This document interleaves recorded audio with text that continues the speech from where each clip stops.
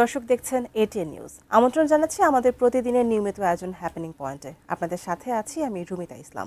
দর্শক, ত্রয়োদশ জাতীয় সংসদকে ঘিরে রাজনৈতিক অঙ্গনে এখন সবচেয়ে বেশি আলোচনার যে জায়গাটা যেটি জুড়ে রয়েছে সেটি হচ্ছে সংরক্ষিত নারী আসন।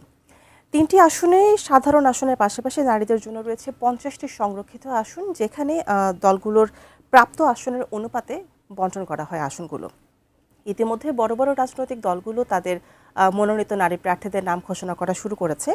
আজকের যে আলোচনা, সেই আলোচনাতে আমরা দেখার চেষ্টা করব যে এই যে সংরক্ষিত নারী আসনের সদস্যরা তারা সংসদে ঠিক কী ভূমিকা পালন করেন। তারা কি শুধু দলের নির্দেশে ভোট দেওয়ার জন্য, নাকি হচ্ছে নীতি নির্ধারণে তাদেরও শক্তিশালী কোনো ভূমিকা থাকে।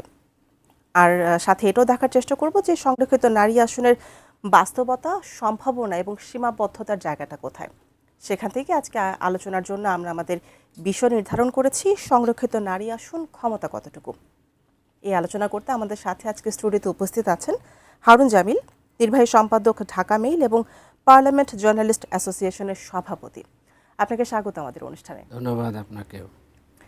আপনি তো অনেক বছর ধরে হচ্ছে পার্লামেন্ট বিট করছেন। এই পার্লামেন্টের অনেক ধরনের অভিজ্ঞতা আপনার ঝুলিতে রয়েছে। তো সেখান থেকে প্রথমে আপনার কাছে যেটা জানতে চাই, সংরক্ষিত নারী আসনের মূল উদ্দেশ্যটা আসলে কি, আর সেই উদ্দেশ্য আপনি এত বছর ধরে যেটি দেখছেন কতটুকু পূরণ হচ্ছে? ধন্যবাদ আপনাকে।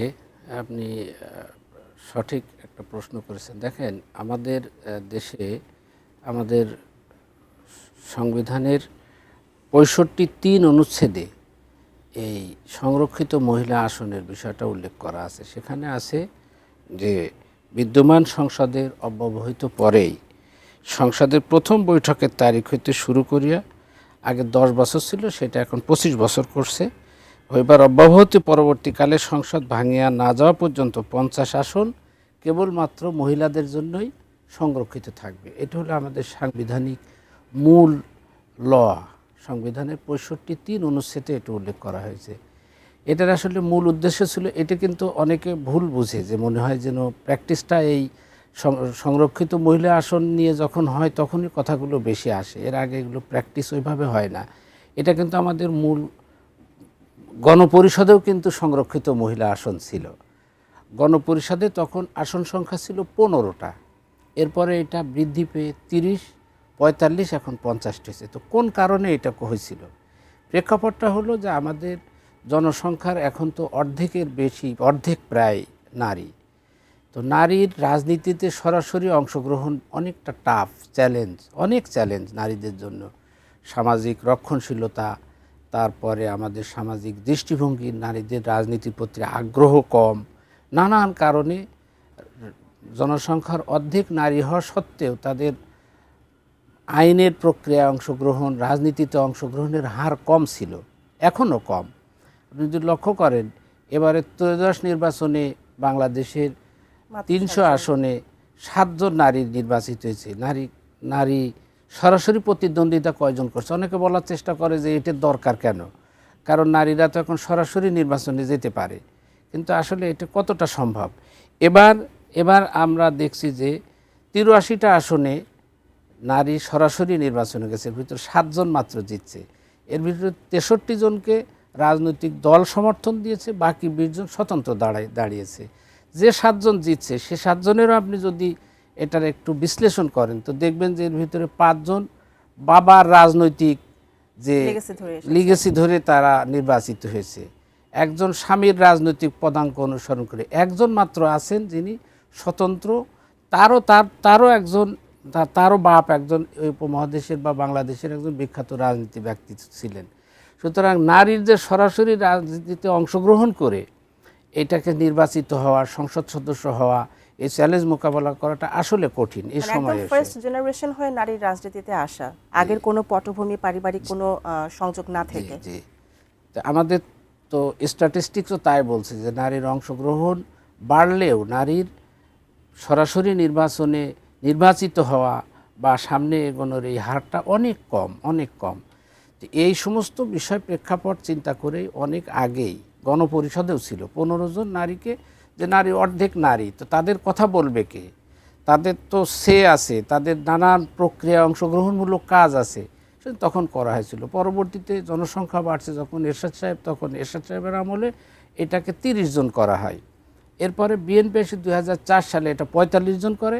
2018 সালে আসে 14 অ্যামেন্ডমেন্টের মাধ্যমে আওয়ামী লীগ এটা 50 জন করে। আগে এটার মেয়াদ ছিল 10 বছর, এখন এটা 25 বছর করছে। 10 বছর পর পরই একটা পার্লামেন্টে একটা আইন করে এই 10 বছরকে আবার এক্সটেনশন করা হতো, 10 বছর 15 বছর এভাবে। এখন এটা 25 বছর করেছে এবং 2043 সাল পর্যন্ত কিন্তু এইটা বহাল থাকবে, এই 50 জনের।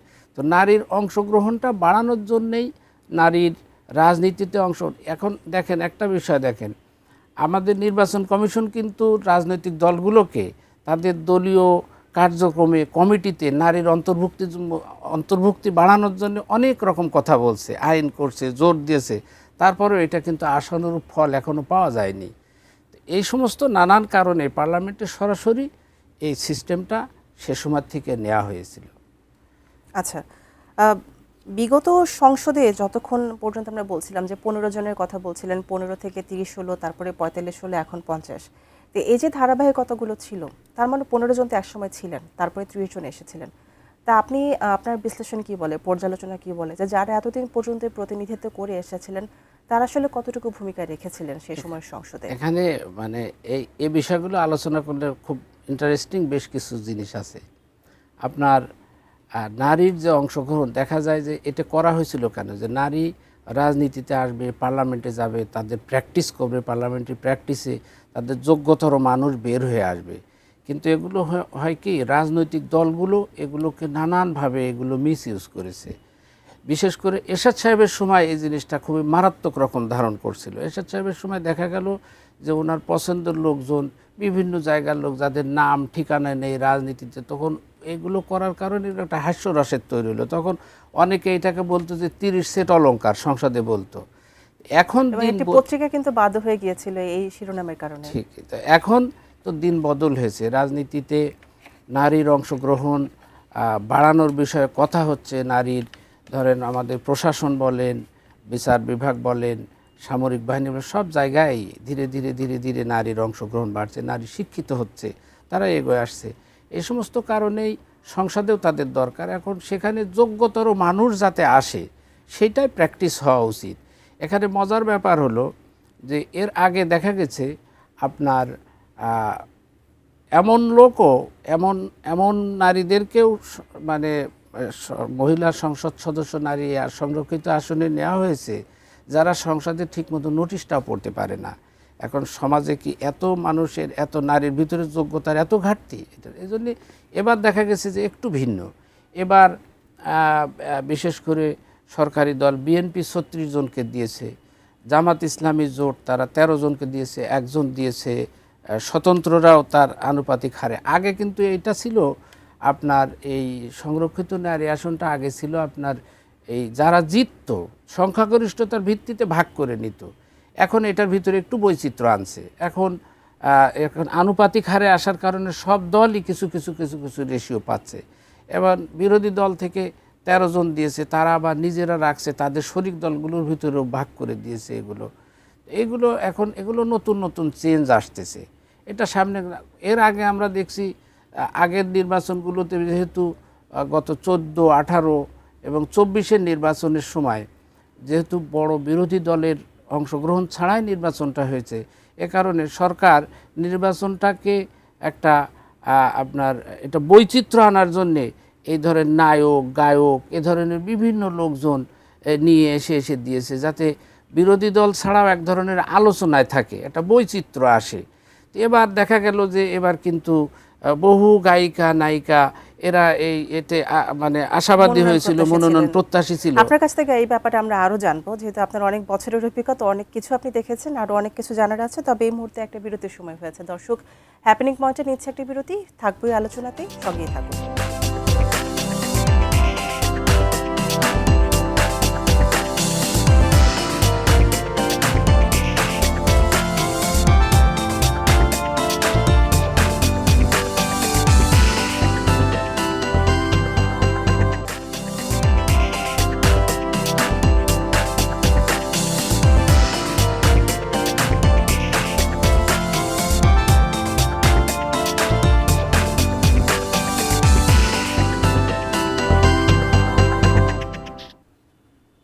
দর্শক বিরতির পর আবার আমন্ত্রণ হ্যাপেনিং পয়েন্টে আমরা কথা বলছিলাম সংরক্ষিত নারী আসন নিয়ে এবং এই নারী আসনের বাস্তবতা, সম্ভাবনা, সীমাবদ্ধতা এই সব কিছু নিয়ে আমরা কথা বলছিলাম। বিরতির আগে যে আলোচনাটা আমরা ছিলাম, এই সংরক্ষিত নারী আসনের ব্যাপারে আপনি বিরতির মাঝখানে আমাকে যেটি বলছিলেন যে একটি ভোটিং সিস্টেমও কিন্তু আছে, যেটি মানুষ হয়তো অনেকে জানে না। এই ভোটিং সিস্টেমটা নিয়ে যদি একটু সংক্ষেপে আমাদেরকে বলেন। ধন্যবাদ।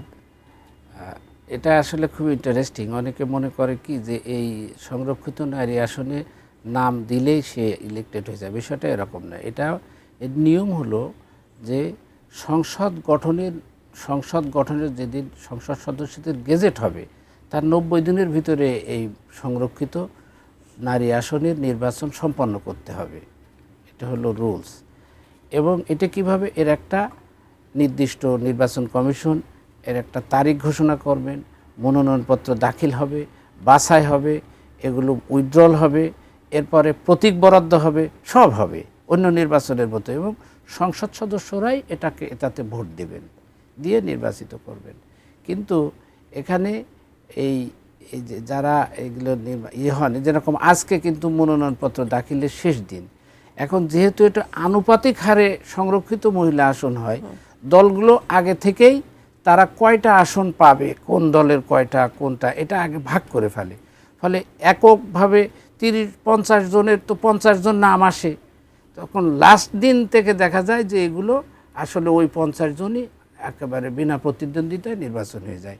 কিন্তু নির্বাচনী যে প্রক্রিয়া, সেটা যেরকম 29শে এপ্রিল হলো এটার লাস্ট ডে, 29শে এপ্রিল এটার এই যে সর্বশেষ মনোনয়নপত্র প্রত্যাহারের শেষ দিন, এবং 12 ফেব্রুয়ারি নির্বাচনের সংসদ বসছে।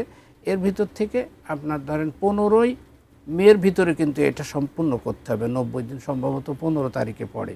তো 29 তারিখের ভিতরে এটা মোটামুটি হয়ে যাবে, যে ওই যেদিন এই সমস্ত কিছু প্রক্রিয়া শেষ হয়ে যাবে, তখন একটা 50 জনই হয়ে গেলে 50 জনই আনপোস্ট ইলেক্টেড হয়ে যাবে।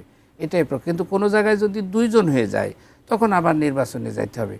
তারপরে কারো যদি মনোনয়নপত্র বাতিল হয়ে যায় তখন কিন্তু আবার রিশিডিউল করে নতুন করে করার প্রশ্ন আসবে। আপনার কাছে এখন যেটা জানতে চাই যে সাধারণ আসনের যে এমপি যারা আছেন তাদের তুলনায় এই সংরক্ষিত নারী আসনে যে এমপি হয়ে যারা আসেন, এখানে কাজের সুযোগটা আসলে কতটুকু থাকে তাদের জন্য? ইন্টারেস্টিং।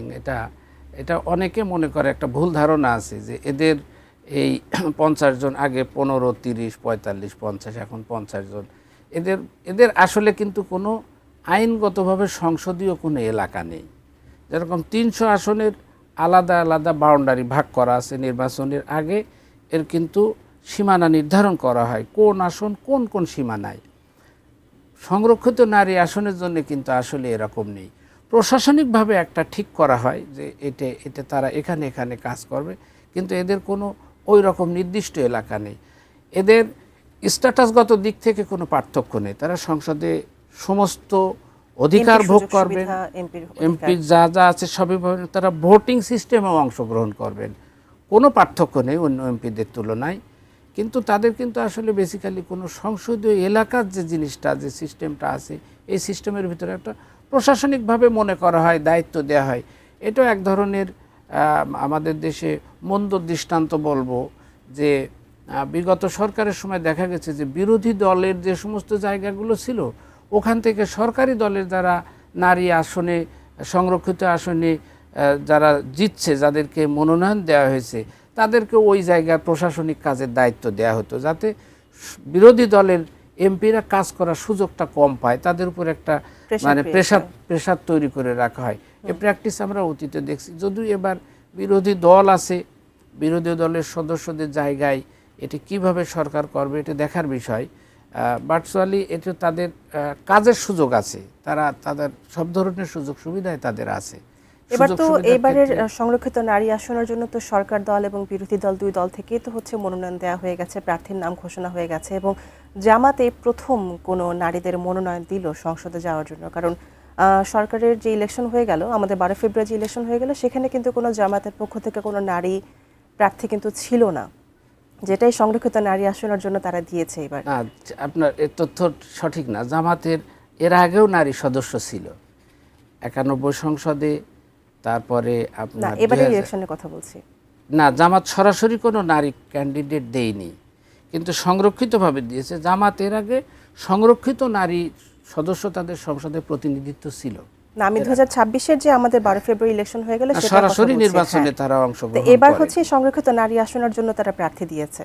তা আপনার দৃষ্টিতে তাদের দুই দলের জন্য, সরকারি দল এবং বিরোধী দল, সবকিছু মিলে প্রার্থী সিলেকশনগুলো আপনার কাছে কেমন মনে হয়েছে? প্রার্থী সিলেকশন প্রাথমিকভাবে দেখে একটা দুইটা ব্যতিক্রম ছাড়া ভালো যোগ্য লোকে আসছে। বিশেষ করে বড় দল, সরকারি দল বিএনপি 36 জন এমপির ভিতরে এর ভিতরে ম্যাক্সিমামেরই রাজনৈতিক খুব বর্ণাঢ্য ক্যারিয়ার আছে। বিগত দিনগুলোতে তাদেরকে আমরা রাজপথে দেখছি, সরব ছিল, সক্রিয় ছিল।